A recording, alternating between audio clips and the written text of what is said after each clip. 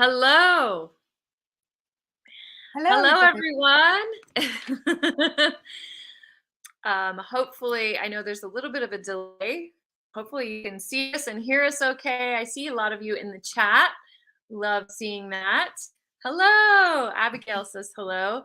So I think we are live.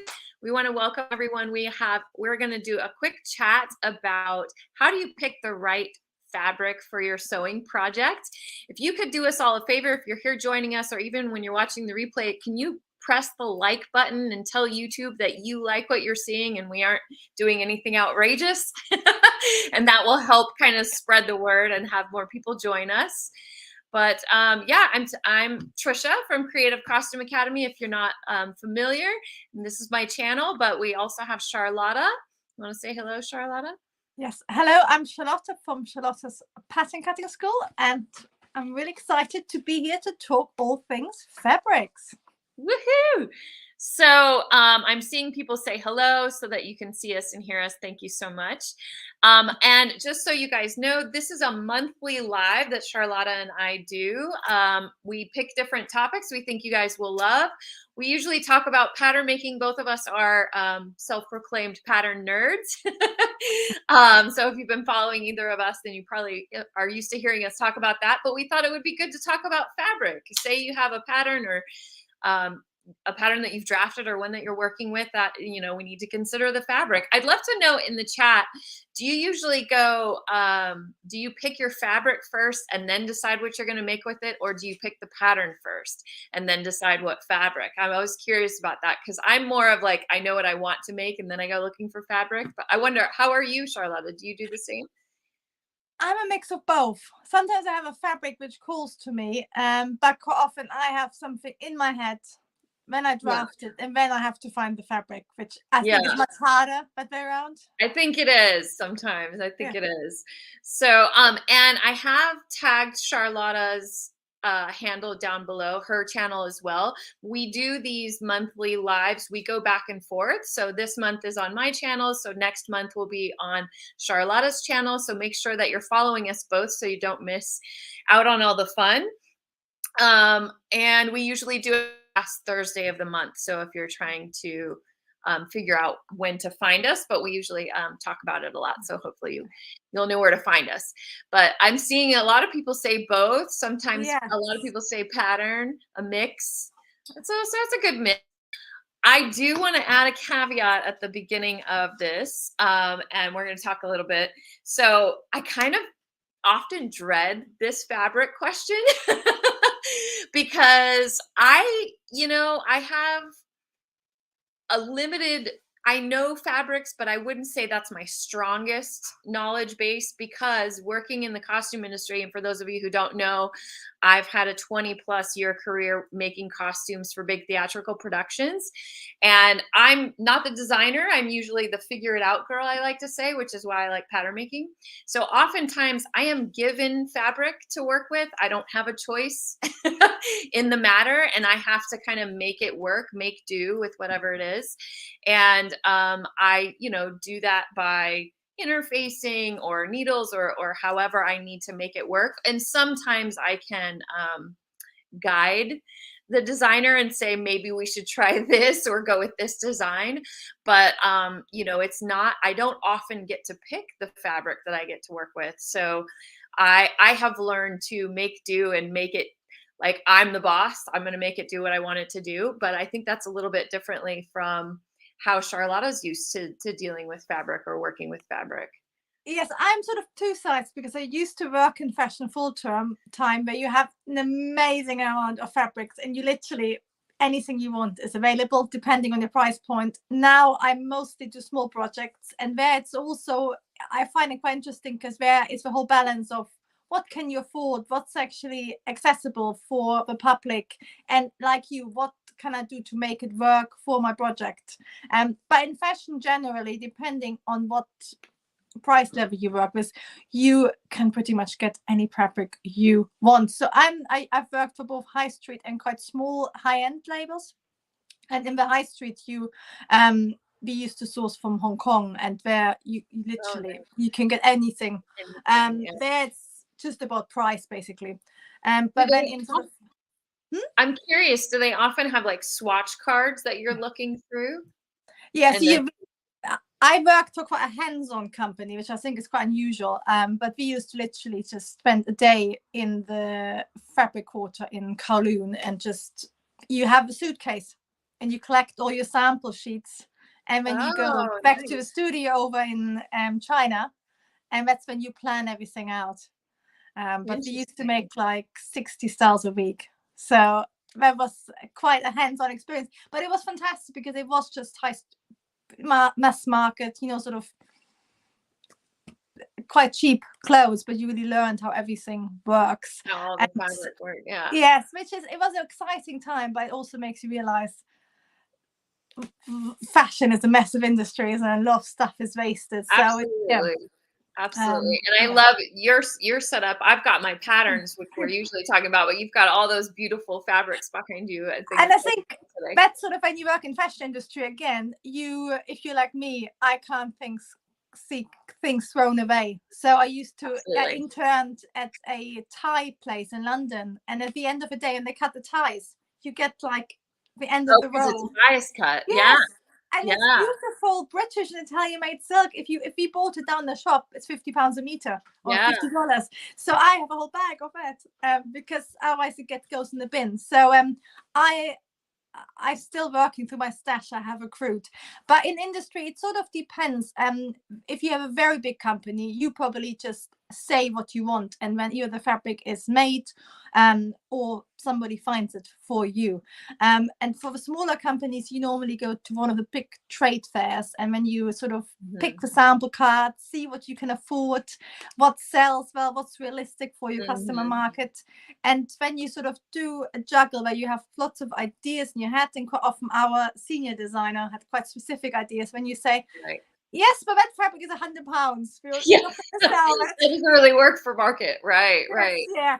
And then you sort of compromise and what's actually what will sell. So I had more choice. I could choose more than you, but at the same time, you're very controlled in what will sell, what colors are available. A lot of companies, they want to sell a few rolls as a starting point. If you're Right. quite small, you need like a few meters for sampling before you commit to rolls. So Of course. Yeah. that's always.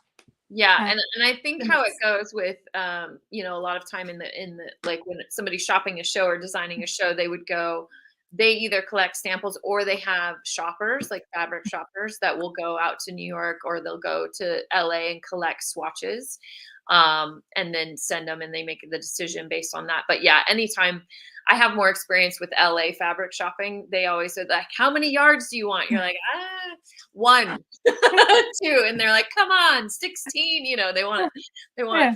I'll give you a deal if you buy more than 10 kind of thing. So those can be quite intimidating. I don't think everyone has that experience as far as buying fabric. I think most of the time, if you're ordering online or you're going to a local shop, you're not going to have that kind of pressure. But No, and I think it's also that if you like, because I started sewing before I went into industry, and if you're a consumer, fabric for shopping is really nice, isn't it? You just go in a nice shop and you pick, yeah, you know. you can play Um, with things. yeah. Yeah. The one is like once it's like it's pure industry. It's nothing creative. It's like they make Mhm. beautiful fabric, but it's very much like yes. Yeah, How many? yeah, like which one do we need for this or which one do we need for that? Yeah, absolutely. So we're used to having to make these decisions quickly, which I think will be helpful to our people we have Yes. here. We have lots of people. So Yes. happy so many people has jumped on. But I love seeing all the chat, and it's like how people say they love buying fabrics, and but it's the whole balance. But you don't want to end up like me. I got it for Well, free, but you don't want and to spend all that money, and sort of doing that, having a big enough stash, but then also using it up, isn't it? That's really and important. Jan says she likes a good haggle over fabric. Yeah, Uh, I've been there. That's not my favorite part, Jan. Maybe I should take you with me next time I go to fabric But shopping. I'm imagine maybe Jen does quite a lot of shopping towards like Goldhook Road and Shepherd's Bush in London, which is the sort of London centre. I think there's Brick Lane as well in the east, but in the west there's the big fashion quarter, and you can sort of say, if I buy 10 meters, can you do it for a Can you, pound less? yeah, And stuff? get a I deal quite enjoy for, that as well. For sure. And you know, in costuming, I also have tons of fabric left over. It was funny in 2020 when I had no work and I was starting like, oh, I can make stuff for myself out of my stash, but all of my stuff is like costume fabrics, and I had made costumes with them. So all I see are the costumes I've made with them, and it's not always something you want to wear every day in your life. So I have a stash too, but it's not quite the same. But I will say what I do a lot of times, sounds like you have beautiful silks and beautiful fabrics that you would want to actually make into something nice. But when I have leftover fabrics, a lot of times I'll use them for mock-ups. If I have stretch fabrics, performance fabrics that we're using that don't really match what I'm doing that particular project for, but the stretch is the same, then I would use that for a mock-up. So that's what I usually use my extra fabric for. But I think if you're working with fabrics, you're going to have some kind of stash, whether you like it or use it or not, right? Yeah, use it. Use it as much as you can. Don't save it. There's no sense in saving it.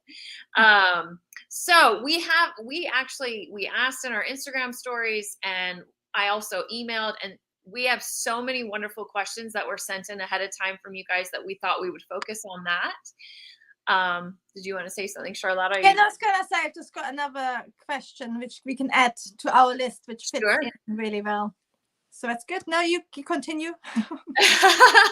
No, good. I'm glad you're collecting. Gold. It's moving so fast. We have to. I know. We're trying to keep track. Gold Hawk or Shepherd Bush Market or Walthamstow. That's the one I was talking about. Yeah. Walthamstow. Yeah. So those are good ones if you're in the London area. Those are all in London. Is that correct? Yes. Ooh, yeah. I need to go back to London. I haven't been. Perimeter. There's some beautiful shops in the more expensive parts, but. And I'm seeing a lot of admittance of being fabric hoarders in the chat. So well, the first question that we got in was from Miss Laura, and she was asking what's the best fabrics to use for vintage patterns that maybe, because a lot of patterns nowadays you're going to see on the back suggested fabrics, that's often listed as part of the pattern information on the back of the envelope. So that's, if you're unsure of what to make your garment out of and you're using a commercial pattern, that would be a good place to start. But what do you do if and I think she was talking about a Luterlo design. Let me add this picture so you guys could see. So she was specifically asking about the Luterlo design or a vintage pattern that maybe didn't have those suggestions. How do you decide what fabric to use? And she even pointed out that this one here, I don't know if you guys can see my mouse, you probably can't. The one on the left seems to be more of like a drapier fabric, a thinner fabric, and maybe the one on the right is a little bit more stiffer, like more of a cotton or a something that's not as slinky. So what would you say, Charlotte? Yeah. It's a really good question, and I think it's where you partly use your experience from seeing photos, because I think with illustrations are quite hard to tell off. But for example, you can see the blouse in the front with the pussy bow. That will have to be a really drapey fabric because you can't do that sort of tie. I would probably say the white dress. That's like a nice cotton. It looks quite crisp, but equally that would also really look nice in a double knit. So because this is where I'm a bit like you, I'm quite rebellious. So I just always make things out of things I like. And also, of course, most exciting fashion happens when you do something you're not allowed to or not supposed to.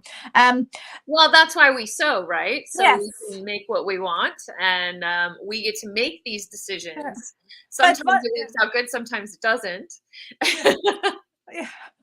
But I think, for example, the flower dress you can see as puffed sleeves. Mm-hmm. So you would think puffed sleeves work nicer with a softer, floatier fabric. So it makes sense, but that looks drapier. But then again, if you made it out of really stiff fabric, it would be really dramatic. It would be right. It would hold its body a bit more. Yes. So I think it's really good to understand how things are made, but that doesn't mean it won't work in anything else. I think in general, the rule is if you go thinner, it's going to go drapier and collapse. Yeah, it's going to hang more.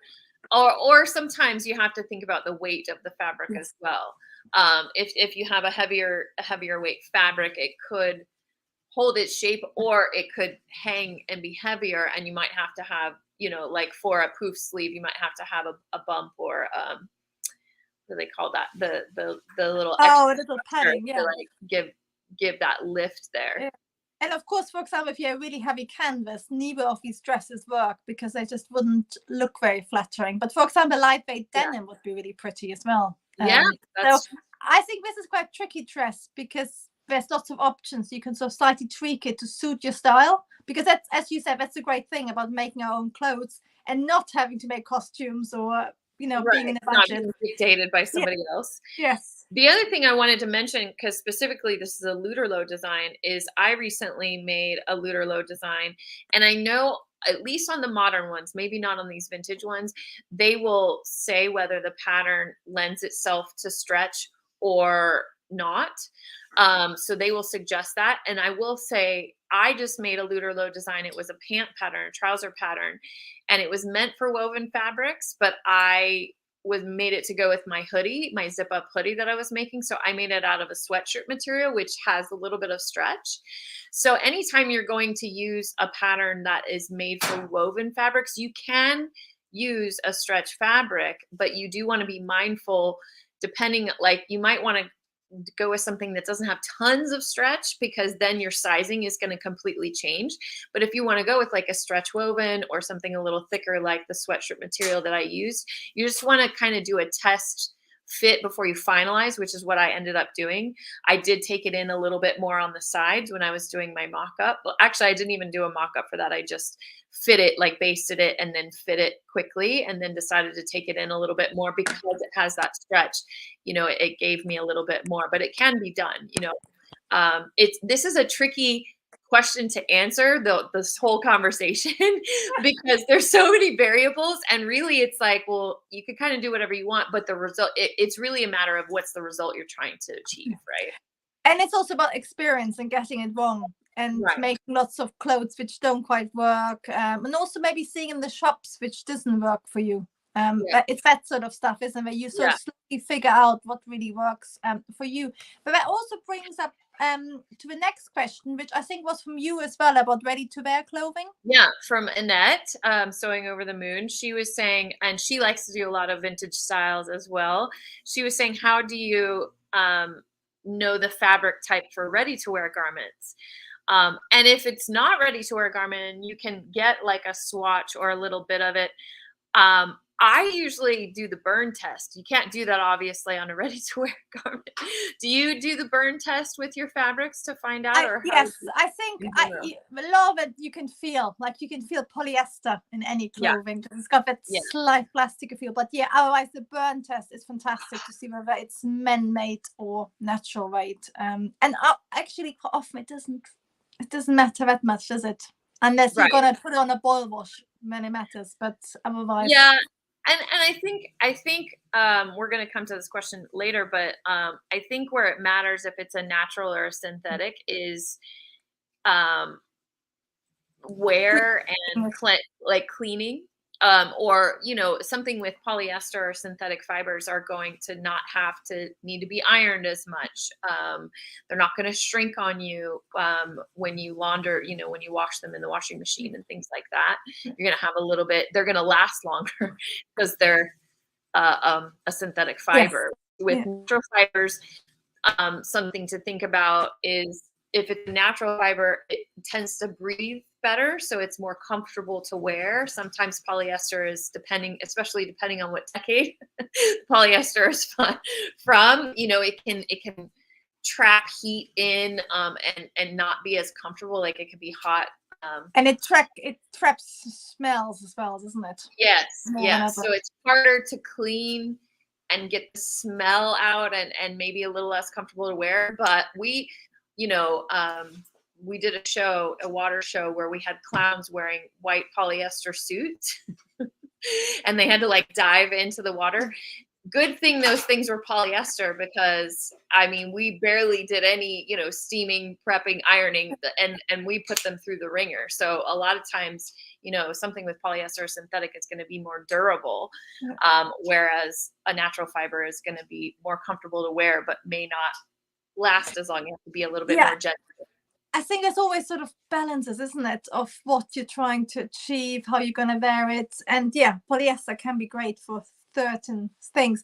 But the question also, I think, was very much about if you see something in a shop, how do you Yeah, work out what it is? what it So, is. and it's actually a really tricky question, because quite often they say it's 100% cotton. If it's like a jeans, you can sort of work it out. Yeah. Then, of course, if you want a jeans fabric, you would very much have to get swatches to see what weight it is, because again, Yes. that sort of experience where you work, this is whatever, the same as suits, like, the Super 100, 180, all these sort of things, And experience I still don't know about in teach the you. UK, do you guys, I think with our clothing, with our manufacturing, we have to list what the contents are, like Yeah, on the tag, the garment yeah. tag.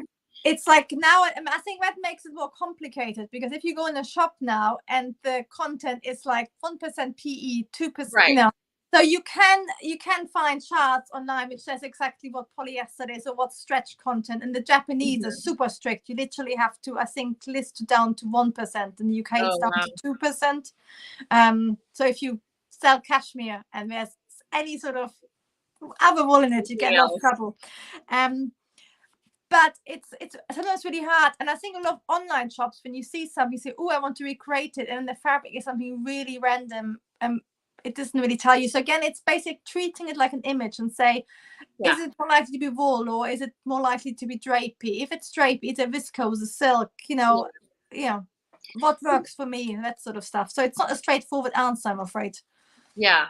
I mean, I would, like I said, when you're considering, when you're seeing it and you're not sure what it is, and if you're not familiar with what we're talking about when we mentioned the burn test is you take a actual lighter and you grab a little bit of the fabric, and you can burn just like where you see, threads or just a little tiny corner.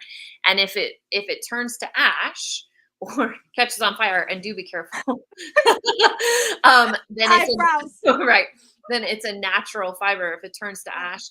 And if it's not a natural fiber, when you light it, it will like melt and almost turn into an oil. Like it kind of turns plastic almost. And you can smell it, like you'll get a black smoke, and then for sure that it's got synthetic fibers in it. So that's a way that I learned in textiles class back. Yeah, and it melts, doesn't it? It's instantly. Yeah. And this is like polycottons. It sort of does like a mixture of the two. Yeah. And then this smell for wool is quite cheapy quite often. And then for silk, it's a different sort of smell. And cotton smells really nice. It smells like sort of calico. Yeah, I think silk smells more musky. And Patty's saying, so old polyester is different than what is manufactured now. It just, they've refined it a little bit more, I would say. Like older polyester there's some polyesters that it's hard to even tell that it's polyester. I think. Yeah, I think they've managed to mix because oil based, isn't it? They mix it differently and stuff like that. Yeah, like old polyester is sort of it's a static, isn't it? More stiff. It's more like plastic. Like yes, now they've kind of refined it and blended it with other things, so it's a little bit more comfortable to wear these days, I think. Yes, I think if you wash polyester, because all the school uniforms here are polyester cotton, and if you wash a lot, that actually becomes plastic again. It's really interesting. So that's where cotton is actually better if you wash a lot. And Anfi is just saying that like the fabric content is sort of important because it's transparency. Yeah, and I agree. I think it's good that they do it, but actually as a consumer, it's sometimes a bit more confusing because they use all these different words. If I would have just said, like cotton polyester, it's like viscose. Isn't that like leftover remnants that they like mash into? Yeah, it's tree-based, isn't it? So there's basically this. Oh, I learned all this. There's basically natural fibers, which is cotton, and then there's animal fibers, which is like linen, hemp. That's all that lovely cotton. And then there's fabrics which are sort of man-made but natural. That's viscose. And then when there are completely artificial fibers, which are mostly made from oil, and they are plastic. So you can't dye them either. You can print on it with only certain techniques. Nylon sometimes that you'll see, especially. But then, for example, fleece is recycled water bottles. So again, that's sort of probably more sustainable than straightforward Yeah, and polyester. there's nothing to say that there's anything wrong with No, synthetic. no, It's like I said, they've made some improvements, and like you mentioned, fleece is like a recycled no, material, so it's a way to support them, no. recycling and turning it into something else that we can then use and make Yeah, into. and I think it's all about, like, for yourself, you're not gonna, unless you make 100 garments a Right. month, you make one and then you wear it for a long time and treasure. So, Yeah. it's sort Yeah. of the most sustainable you can probably be, and repair it or whatever. So So the industry, you haven't got choice, but for yourself, you can right, be exactly. there. And if you are considering manufacturing in any rate, if some of you are, that is something to consider. And then I want to say, I saw something when buying fabric I absolutely love. How would I go about getting it made again for the company? Yes, I saw I it. won't reorder it anymore. Um, that's tricky. I mean, it's just like fashion, Yeah. where they have uh, runs, lines that they have, and some things are going to be staple that they have all the time. But just like how things go out of style, fabric also does. And you can't rely. I deal with this a lot because I have a lot of clients that I've had for years and years and years, and we make something out of a certain fabric or a certain color, and then we need to remake it for a new person 5 years later, and then I can't find that exact color, I can't find that exact fabric, and then it's a matter of trying to make it work the best. It's I don't know if you have any advice on finding. No, it's not tricky because I think she's a designer, isn't it? Because it's patterns by D Design. Yeah. I Yeah, yeah, I think it's sort of, especially with small orders, you're basically at the mercy. And sometimes it even happens that they basically just change the Yeah. fabric and they call it the same, or the color suddenly changes, or Yeah. the composition. So it's a really tricky thing. If you're just making clothes for yourself and you, for example, bought a beautiful fabric, and the shops stop doing it, then actually eBay can be amazing, or at least in Oh, UK, because a lot of people buy up like rolls from the factories. yeah. Mm. So if you have You exact sell off. name, you can. I've bought lots of sort of, end dead stock there, but it's luck, Yeah. isn't it? Well, and that's the other thing. If like D is actually a student of Pattern Making Academy, and she's working on releasing some of her pattern designs, and they're really fun designs. If it's something that you're wanting to make, a collection of, and you really want to make sure you have that fabric, it's worth, if you see it in a shop like Joann's or somewhere, it's worth trying to maybe find the bolt so that you have a good amount of that fabric if that's something that you're wanting to do. Yeah, that's the safest, because Yeah, but because you can never be guaranteed that you're going to be able to find that exact no. fabric again, for sure. And Heather is saying, what fabric stores tend to keep the same fabric? So that's a question. So that might be quite something good to put on our Instagram or our communities and ask. Yeah, yeah. Tend to keep and sell the same fabrics, Yeah. especially knits, cottons, and linens, Yeah. year after year. I mean, even my go-to ones, because I work a lot with stretch, working with circus performers, and things like that, where I'm using stretch and performance fabrics. Um, a lot of times, if we're lucky, we'll find, basic colors, like white and black are usually available in any weight or action performance. But when you get into, like, there's a specific green for a client that I'm thinking of, because we just went through this. I've been making their costumes for like 9 years. And whenever they get a new person, they need a new costume, and they have a very specific green, and they're a team of 4. And so every time, I try to buy enough fabric to have it for a minute, but then we go and I order it from the exact same place, and it's a different dye lot. You have different Yes. dye lots of things. So it's hard to tell. Like, the ones that I use are out of New York. I use Spandex House or Spandex World. There's also Stretch House. They're all kind of in the same area. And as far as like base fabrics, like meshes, certain spandex weights and things like that, certain types of hologram fabrics that are pretty popular, they'll have massive, but as far as prints and things like that, like prints, stripes, things like those are more seasonal, like clothing is, unfortunately. Yeah, So I think anything with sort of a fashion impact that's moves really quickly. In UK there's quite a lot of like there's one, if it's a small producer, they quite often have the same fabrics each year, and then they do special fashion ones as well. And there's also one which sells all the undyed in about 30 quality, and again they have always the same one. But another way possible. Another way to kind of think about that or combat that might be to consider, I know there's another one, but I always go to Spoonflower. I don't know what you guys have in the UK, where you can get fabrics printed.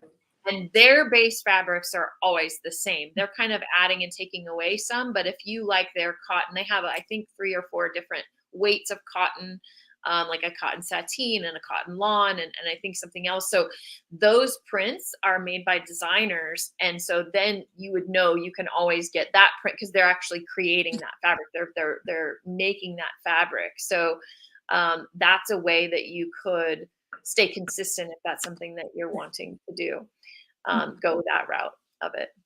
Yeah, or just buy a roll. If you know what's just buy a roll, yeah, and keep it. That's, I mean, honestly, that's going to be the safest thing is if you're going to want to be using, and that's what we talked about. The girl I was talking about with the show with the green, because that's kind of their theme throughout is this color green. But because we're with the sets, we're going to find it and we're just going to buy like a whole roll of it so that we have it for the future, so we don't have to keep going through trying to find this every time, because it is hard. It is hard. And that's why it's not good to use ready to wear clothing for shows and whatnot, because you can't guarantee that you're going to be able to keep going back and buying. Yeah. And Tina is just saying there's retail fabrics, small run business fabrics, and then huge business of fabric. So they make it according to the order and size. But again, it depends. Like the companies I worked for, we sometimes only did 80 pieces in one specific fabric, and then it gets really expensive because companies don't want to bother with just doing 2 rolls of something. Quite often it depends on the company. So yeah, if you like Sarah, you can basically do whatever you want to. Right, that's true. Yeah. Well, and I know I had a friend who was making she was selling fabric to and dyeing it, offering different colors for covering puppets, making puppets. Actually, yeah, really cool. So fleece, it was basically fleece, and she would order the gray goods, they call it, like undyed fabric from a factory that was being made out here in North Carolina. And then but even getting that consistent, even that coming the same stretch, the same weight, and then she would get it and she would dye in various colors, and then that was her business. She would sell these colors that weren't offered anywhere else.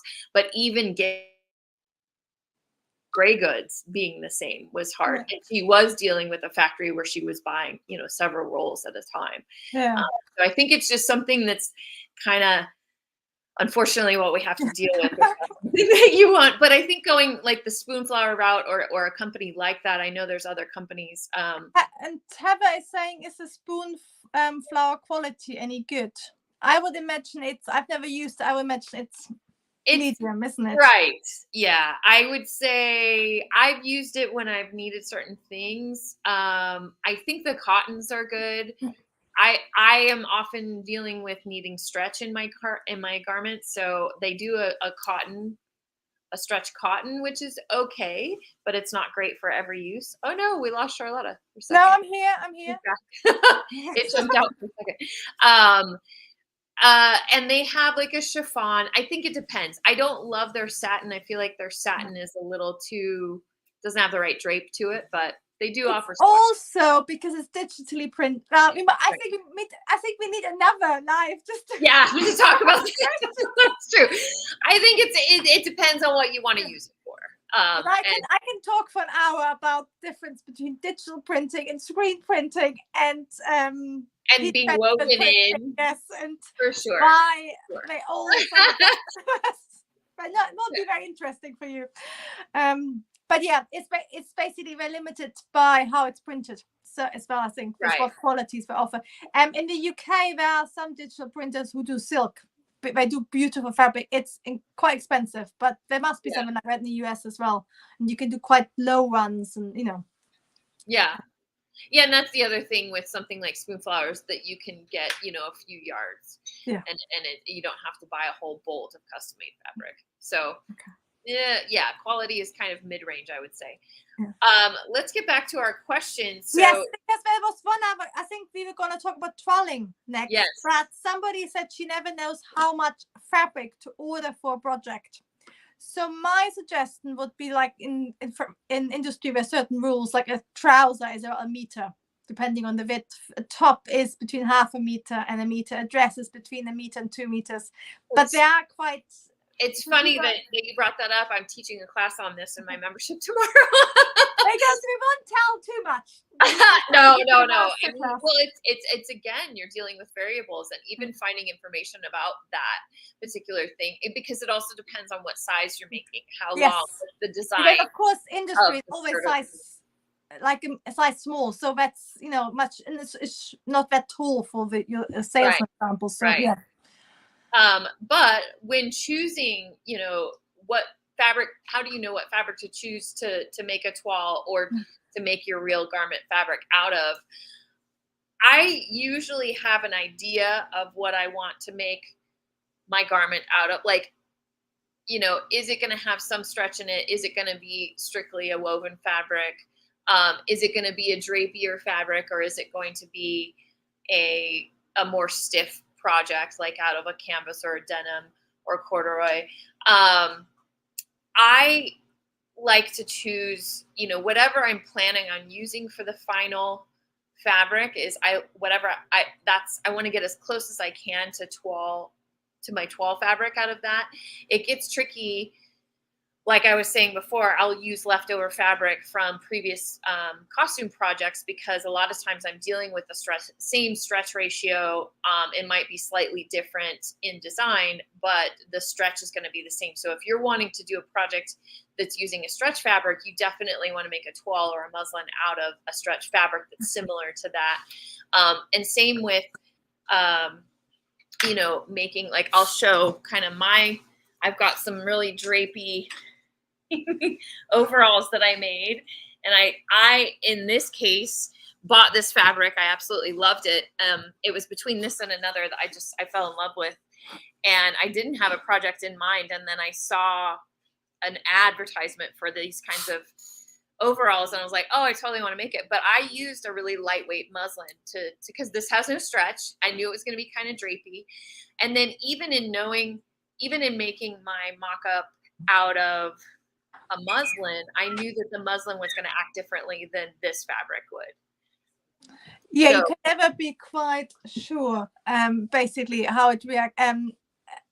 I think you can get as close as possible, but of course, if you have really special fabric, like we were talking about it quite a lot in our drafting diaries about silk, like you would definitely trial in a polyester lining fabric, not like a line, something that has similar properties. Yes.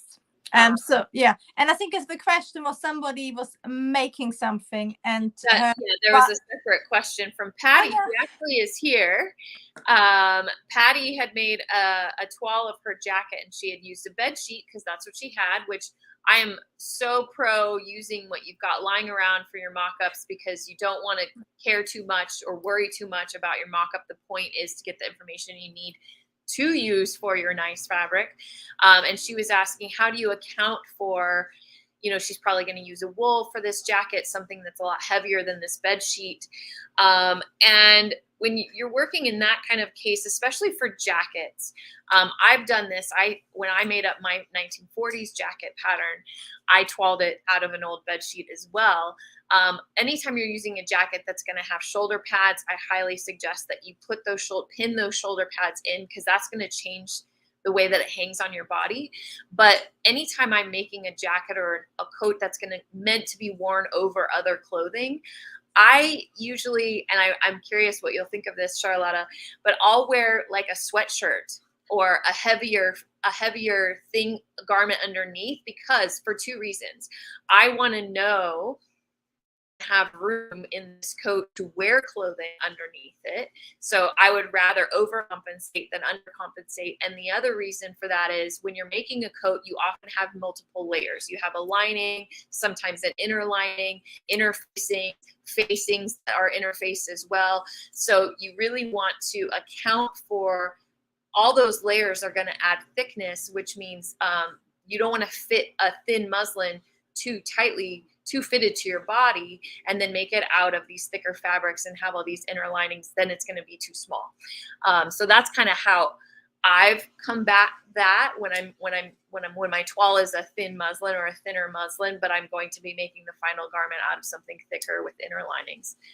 What would you suggest? No, I definitely do the same, and I also already draft my garments from like existing measurements I know I really like. So that way you already know you got it big enough. But then again, if you wear exactly what you would wear underneath, that really helps. And yeah, to get as near as possible. So I always think bed sheets are best like for dresses or tops. Yeah. I think something like a coat. You either get like a cheap fabric, or it would be like interior fabric probably. Yeah, or heavy weight calico. I did. I have some fabrics over here on Isabel that I haven't been featuring, but this is a really nice corduroy that I got that I made my mother-in-law a jacket out of that I had self-knitted. Yeah, and she loves it. She told me. But when I did hers, I actually had some upholstery fabric that was really thick. It wasn't the most beautiful, but it had that similar weight that this was going to have. Because when you're thinking about any fabric for whatever your project is, I think that's the main thing. And I wonder what you think when we're talking wovens. How is it going to hang on the body? What is it going to look like when it's on the body? And unfortunately, with online sales, you know, you can't really get that. But I will say Mood and Melanated Fabrics, they are two companies that I know make a point of trying to do videos where they show the hand of the fabric, and they'll show you like how it hangs so you can really see when you're buying them, and that's really helpful. But I think when you're learning fabrics and you don't really know, go to the fabric store and play with it and be like, oh, this is a corduroy, this is how, you know, I want it to work. Look at the labels and see, you know, what the weight is, because that will help you when you're doing online purchasing later to know what weight that is with denims, like you mentioned earlier, and really see how that's going to hang. Like this was a linen that I made for my Miss Maisel dress. You know, it worked for what I wanted to work. And another thing, I always like pockets on my clothes, and I always put my phone in my back pocket. I have a back pocket on these overalls, but because the fabric is so thin, it's not the most reliable pocket. So that's something to think about too. Like, what are you using this garment for? How is it going to, what is the vision for how you want it to hang, and what you want it to look like? We talked about it a little bit with the sleeve design that we had the picture of. And then I would really decide on at least, even if you don't know exactly what fabric you're looking for, and then decide on what your mock-up or your toile fabric will be based off of that. Yes, totally. And sometimes, I always think if in doubt, you go for something which is a little bit less nice, because if your toile looks good in that, it's going to look fantastic in your final fabric. And your pockets made me laugh, because on the whole membership, I did lots of pockets, and it was all about, you need pockets, but only if they're usable. And that's what toiles are really good for as well, because there's nothing worse than a silly pocket. You need like a folding piece at least. Yeah, something just for show, for sure. And people just when buying fabric online as well, you can get the thread count either per inch or per centimeters, and that's really helpful. You can start making notes for stuff like that. You have a little book, maybe even you write down what you liked before. And a lot of big shops online now have videos, and they actually show you the weight and all that sort of stuff, because heavy weights, you know, that's so you know. And a lot of times those online stores, they'll say this is best used for trousers or skirts or dresses or blouses or, or coats, Yeah. depending on. And I find this when you're shopping stretch fabrics, you're Oh, going to can find imagine. Yeah. different weights. Spandex is not all the same. You have the thinner weight spandex, and then we always try to do the heavier weight spandex for costumes because it lasts longer, but then you're more limited in colors. So looking at all of that and looking at weights, buying swatches, if you're having to order online, if you have the time. If not, trying to maybe, I've heard of people going on Instagram or looking to see if they can see pictures of people who have used this fabric.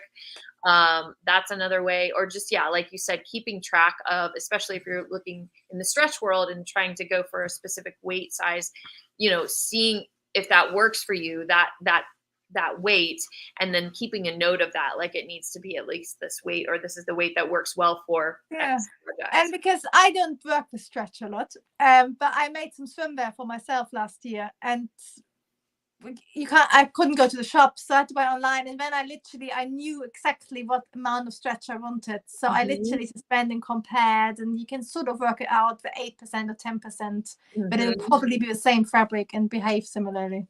And then going back to what I was saying at the beginning, where you're given something, I had to make this very structured, it looked like a flower, like a structured flower. The original design was made out of a vinyl or a leather probably, and they wanted gold and silver, iridescent.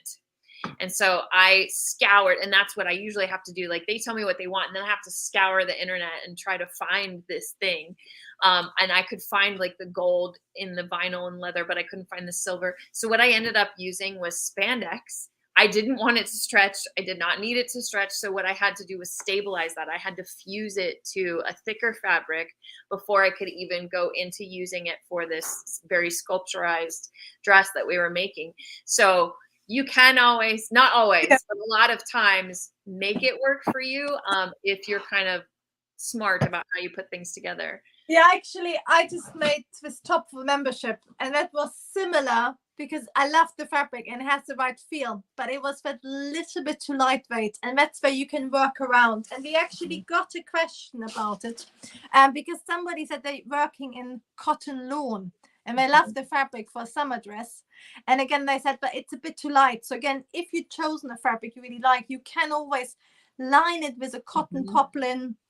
I think cotton lawn is quite tricky because you get so much choice, so it's really pretty, but it is quite limiting to use. So if you basically just interface it with a cotton poplin, that's a really nice lining for summer dresses as well, but it just stabilizes it. So any fabric which is a bit too light, I like you use, you're in industry like costume, so you'd fuse it, but for your own clothes you could, for your own clothes you can just line it or flat line, if you're not familiar with that term, where you cut out the same piece and you just stitch them together so it becomes one. Mounting in the UK. Mounting, is that what you guys I learned a new term. I didn't know that. I didn't know flat lining either. I had no idea. How funny.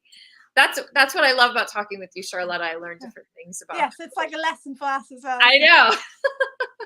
And I mentioned that, and that triggered my memory because you were talking about swimsuit material. And actually I have a Tricky Thursday coming out next week about some tips with swimwear, stitching with swimwear. But if you ever are wanting to use a thinner spandex, you can do the same where you mount it or you flat line it with a thicker fabric or double it. And that works well. You'd have to be careful in performance wear. We have to be careful because that'll slide. That's something to consider. Another thing that's great to interline stretch wear with is mesh. And that will make it more durable. And then if you're wanting to do compression wear, like a shape wear, you can switch the direction of stretch, and that will kind of restrict the stretch slightly and cause it to kind of you can double the power net as well, can't you? Different direction. Right. You can, and change, right, with the mesh, you can change the direction so that it's restricting the stretch and it can really hold you in. So it'd be really nice corset style, but right. And Erin, she's actually in the chat because she asked the question, she's saying now, do you have to use a lighter fabric for underlining? And no, you don't. So if you're cotton lawn, you can actually use a cotton poplin, which is a bit heavier, or even a cotton Oxford. It just basically gets more body. I know quite often if you have like a fabric which looks a bit too drapey or it's collapsing, if you interline it or mount it or flatline it. Yeah. It's like a heavier fabric. It works Yeah. much better. So it Yeah. doesn't have to And be lighter. it'll give you a different property, like we were talking about. If you're making a skirt or a dress, or a swing coat, something with lots of flare, it will maybe make those flare and those ripples more defined. It'll act differently, and sometimes that's something to be mindful of, is how that's going to change the property of the fabric going to be what you want it to be. um and uh, Bevilles, I don't know how to say. Bevilles 400 is saying that they love to use a nice matte tricot lining for the stretch garments. Yeah, and tricot is a thinner spandex, so that would be a great way. But you can also, Yeah. just like I did with the one that I couldn't find vinyl for, I backed it, or I fused it to a heavier fabric. Yeah, there's so many options. I love looking at ready to wear as well, because they often use For quite sure. unusual options. I got I think it's a chiffon skirt, pleated. It's a copy of a Prada from about 2000.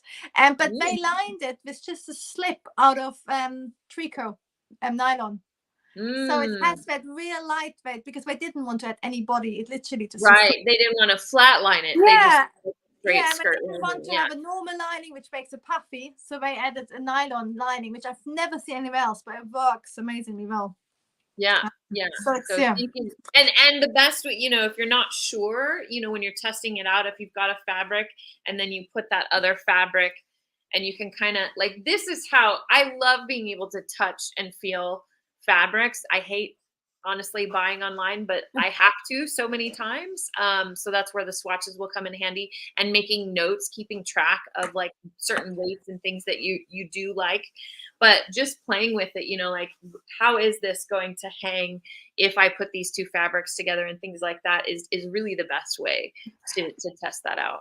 My grandma lived to 102, and she, at the end, she had old age dementia, but she still, if you see a fabric or you show her something, she had to feel it. Yeah, I think it's just and that's how you learn as well, isn't it? for But it's that sure. sort of instinct. You need to weigh it and work out how it's made.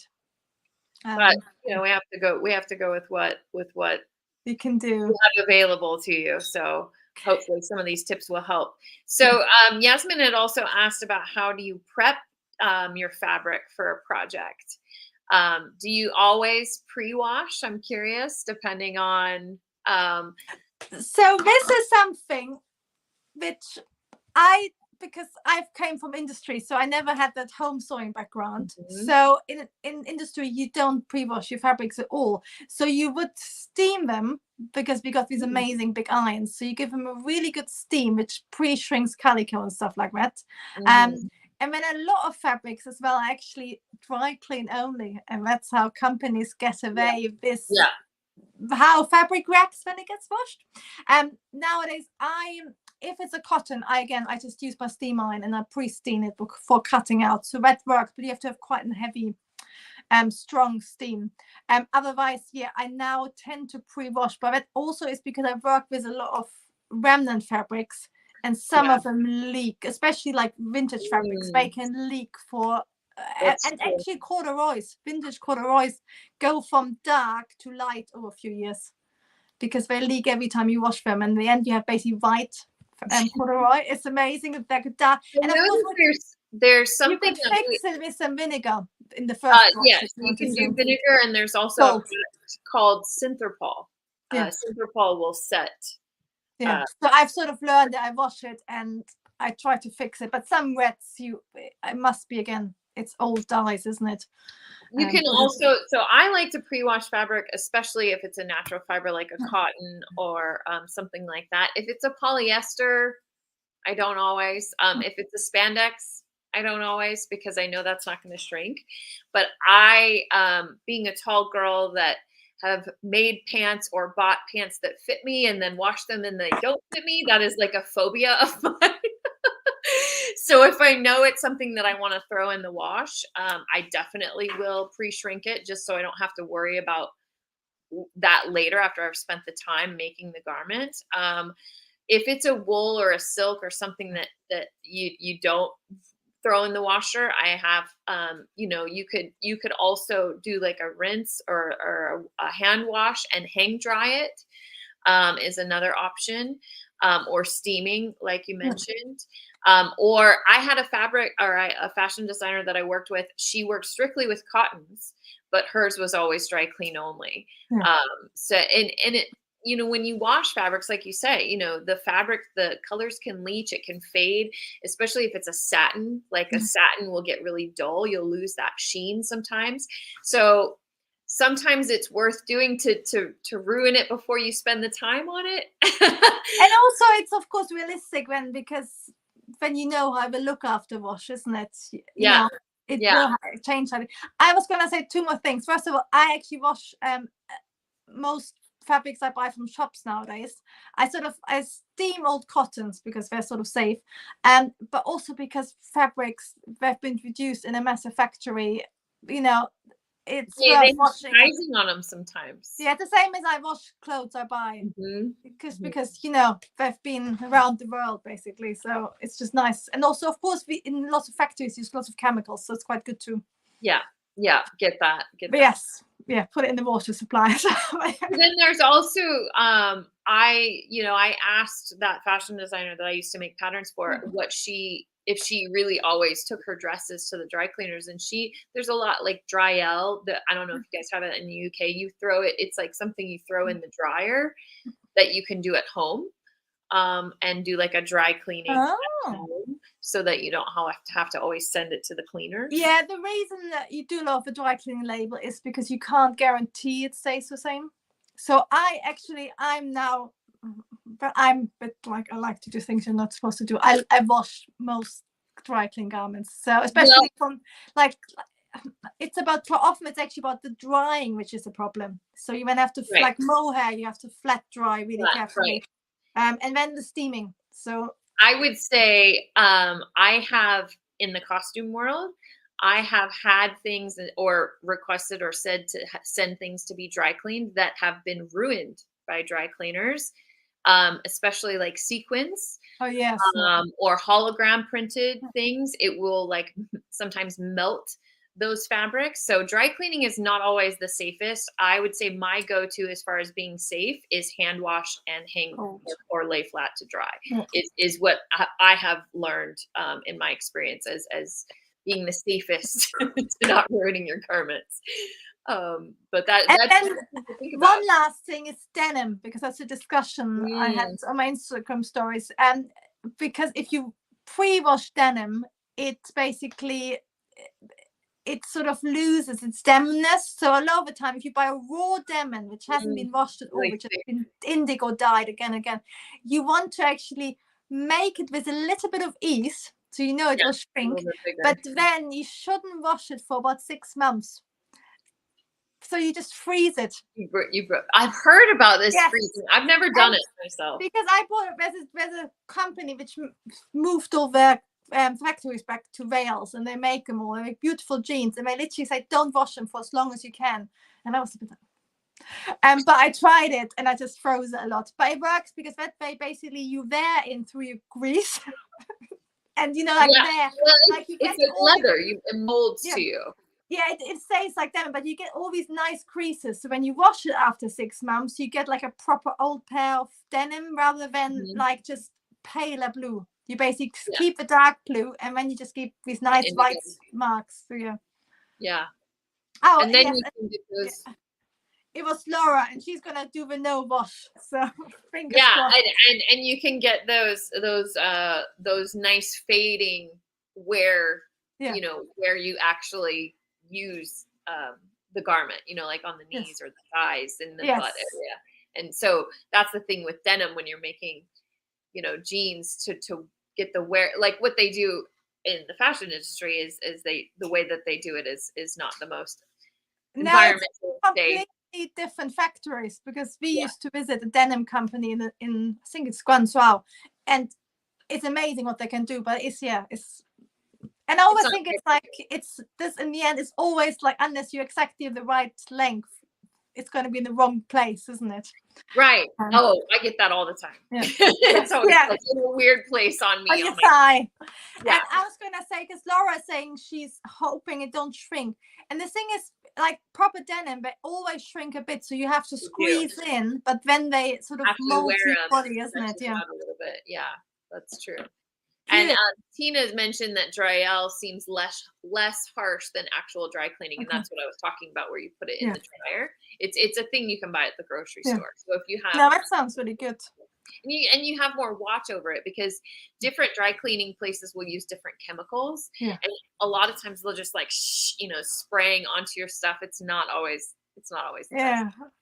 Yeah, and I think it's like, garments before people just used to spot clean, and when you cold wash it, so in a way it's like to wash as much as you need rather than every time, especially if it's nice fabrics. Absolutely. I definitely do that, especially with stuff that I make that I treasure. I'm always like, wait until it needs to be washed, Yes. and then I'll be very gentle with it, hand wash and try to hang dry.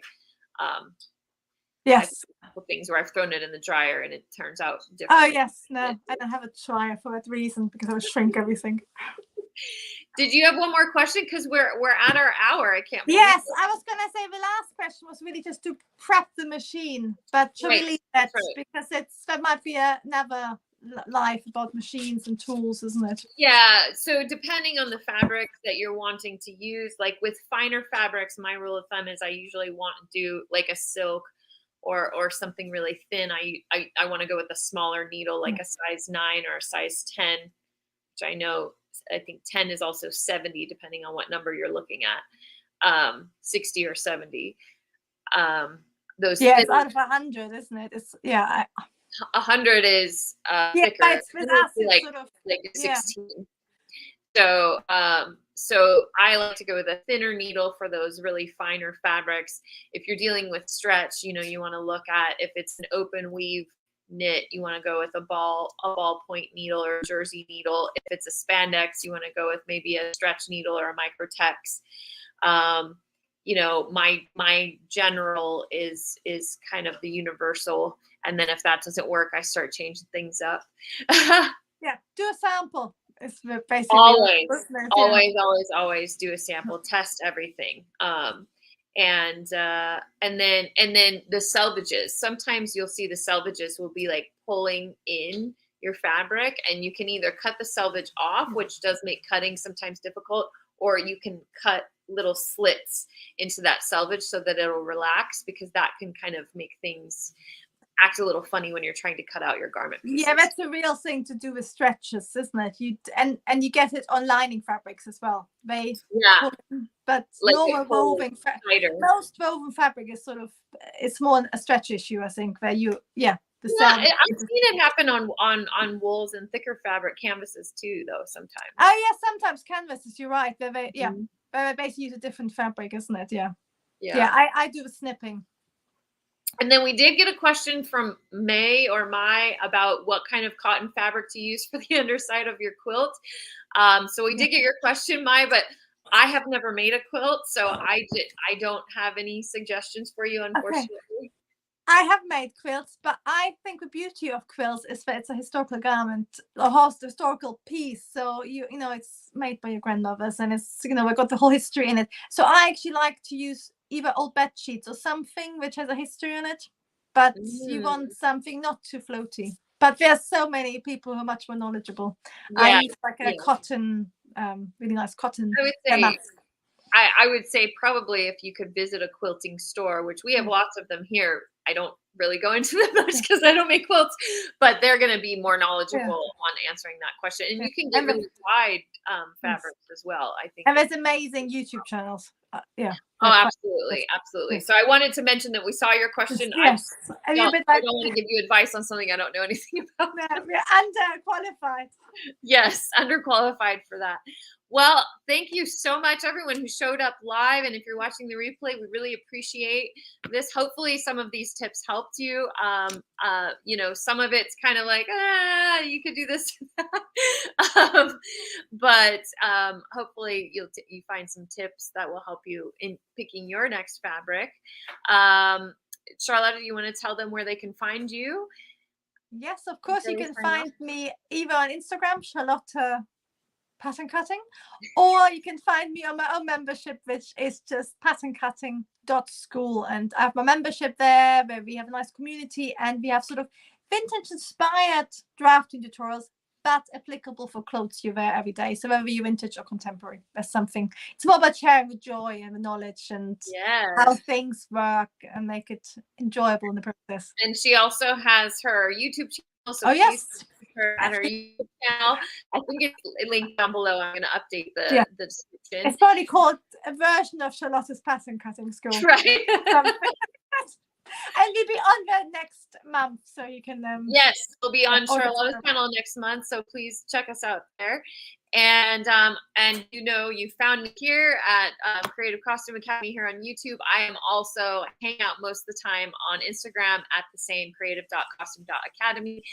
If you are interested in learning pattern making and starting from the very beginning, from the basics, we have Pattern Making Academy, or PMA, that you can check out at learnpatternmaking.com.